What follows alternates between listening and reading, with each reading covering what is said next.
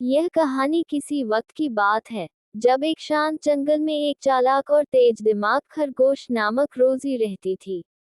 रोजी अपनी बुद्धिमत्ता और दयालुता के लिए बड़ी ही मशहूर थी।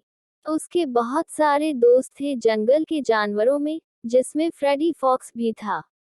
अब यह जानकर हर किसी को आवश्यक था कि फॉक्स आमतौर पर चालाक होते हैं और अक्सर खरगोशों को पकड़ने का प्रयास करते हैं अपने भोजन के लिए। लेकिन फ्रेडी अलग था। उसने देखा कि रोजी किसी का भलाई करने में कितनी मदद करती है, और उसकी इस बात की प्रशंसा की। इसलिए उसने उसे क्लिपट करने की बजाय दोस्ती करने का निश्चय किया। एक धूपी दिन, जब रोजी जंगल में हॉपिंग कर रही थी, वह फ्रेडी को देखा, जो काफी भूखा दिख रहा था। उसकी आंखें दूर की एक रसीले खरगोश पर थीं, लेकिन रोजी को यह समझ में आया कि उसका उपाय उसे दुख से बचाने में मदद करना था। फ्रेडी के पास जाकर वह उसे गर्मजोशी से सलाम किया। नमस्ते, फ्रेडी।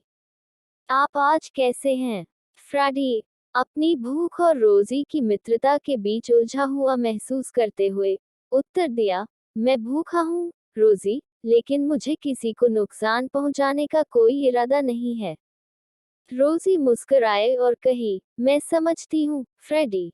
ऐसा कैसे है? मुझे एक ऐसे खरगोश के खेत का पता है जिसमें स्वादिष्ट घास हैं। चलिए वहां जाते हैं और मैं आपके साथ कुछ बांटती हूँ। फ्रेडी को राहत मिली और उसने सहमति दी। रोजी ने उसे गाजा के खेत ले जाया, और वह वहां मिलकर एक खुशगवार भोजन का आनंद लिया। समय के साथ उनकी दोस्ती मजबूत हुई, और फ्रेडी ने दयालुता के महत्व को समझा और बांटने के आनंद को जान लिया। कहानी का सीख है कि कभी कभी सबसे असंभव मित्रता भी उस समय खिल सकती है जब हम दयालुता और अनुभव का आदान प्रदान करते हैं। यह महत्वपूर्ण है